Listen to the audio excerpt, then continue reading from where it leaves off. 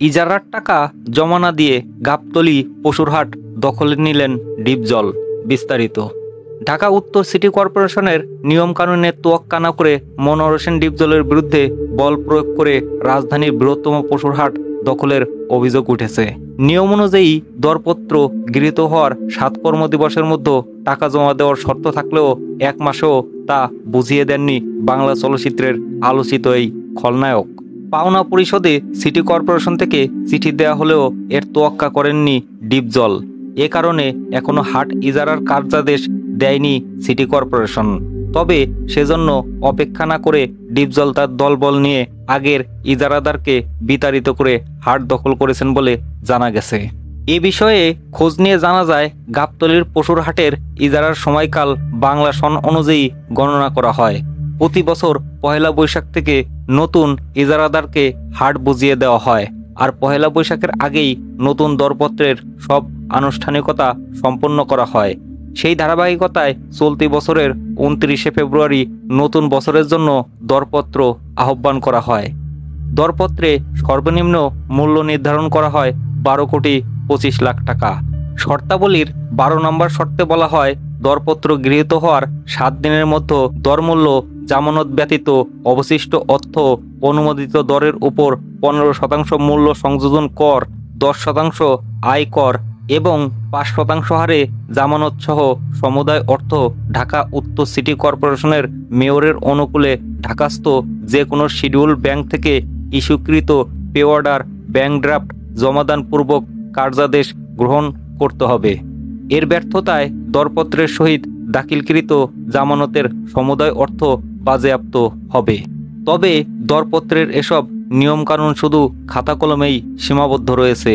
বাস্তবে সিটি কর্পোরেশনের এসব নিয়মকানুন চলেনি ডিপজলের ডেরাখ্যাত গাবতলীর পশুরহাটে, বরং টাকা চেয়ে চিঠি দিয়ে দাঁড়ে দাঁড়ে ঘুরছে সিটি কর্পোরেশন। অন্যদিকে জোর করে হাট দখলে নিয়ে দোয়া ও মোনাজাত করে হাসিল আদায় করছেন ডিপজল। সিটি কর্পোরেশনের কাগজপত্র বলছে, দরপত্র আহ্বানের পরে সর্বোচ্চ দরদাতা হিসেবে মনোয়ার হোসেন ওরফে ডিপজল 17,12,15,000 টাকা দরমূল্য দিয়ে সর্বোচ্চ দরদাতা হিসেবে টেন্ডার পান। 16,20,00,000 টাকা মূল্য দিয়ে দ্বিতীয় দরদাতা হন মেসার্স HN ব্রিক্সের মোহাম্মদ লুৎফর রহমান। দরপত্রের সঙ্গে দরমূল্যের 30% হারে ডিপজল দাখিল করেন 5,14,00,000 টাকা।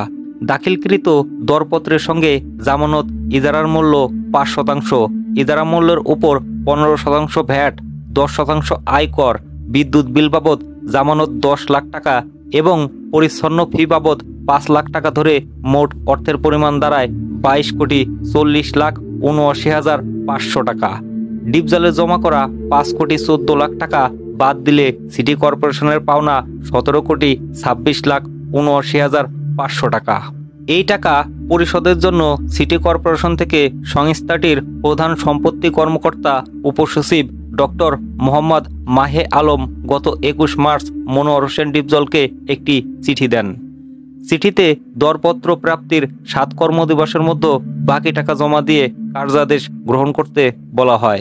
তবে চিঠি ইস্যুর 10 দিন পর 31 মার্চ মনোয়ার হোসেন ডিপজল হাট বুঝে নেওয়ার আগের দিন অর্থাৎ 13 এপ্রিল পর্যন্ত অর্থ পরিশোধের জন্য সময় বৃদ্ধির আবেদন করে সিটি কর্পোরেশনে একটি চিঠি দেন, কিন্তু ওই সময় ঈদ উল ফিতরের ছুটি চলছিল। সিটি কর্পোরেশনের সূত্রে জানা গেছে, মনোয়ার হোসেন ডিপজল সময় বৃদ্ধির আবেদন করলেও আনুষ্ঠানিকভাবে তা মঞ্জুর করা হয়নি। মৌখিকভাবে তাকে 8 থেকে 9 তারিখের মধ্যে টাকা পরিশোধের জন্য সময় দেওয়া হয়। ওই সময়ের মধ্যেও তিনি পুরো অর্থ পরিশোধ করেননি। ঈদের আগে 4 কোটি টাকা পরিশোধ করেন এবং ঈদের পরে একবার 5 কোটি আর একবার 4 কোটি টাকা পরিশোধ করেন। সব মিলিয়ে 22,40,79,500 টাকার মধ্যে ডিপজল 17,14,00,000 টাকা পরিশোধ করেছেন। এখনও তার কাছে সিটি কর্পোরেশনের পাওনা রয়েছে প্রায় 5,26,00,000 টাকার মতো। পুরো অর্থ বুঝে না পাওয়ায় মনোয়ার হোসেন ডিপজলকে কার্যাদেশ দেয়নি সিটি কর্পোরেশন। তিনি কার্যাদেশের ধার ধারেননি।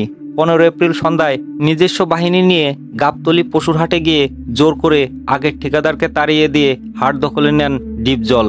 এ সময় তার সঙ্গে ছিলেন ম্যানেজার নুরুল হক, রবিউল, আনোয়ার মণ্ডল, রাজমণ্ডল সহ অর্ধশতাধিক লোক। গত মঙ্গলবার রাতে সারেজমিন গাবতলীর পশুর হাটে দেখা যায় পুরোদস্তুর চলছে পশু বিক্রি। বিক্রি হওয়া পশুর হাসিল আদায় করছে ডিপজলের লোকজন। হাসিলের রসিদের উপরে লেখা রয়েছে ইজারা সূত্রে মালিক আলহাজ মনোহর হোসেন ডিপজল।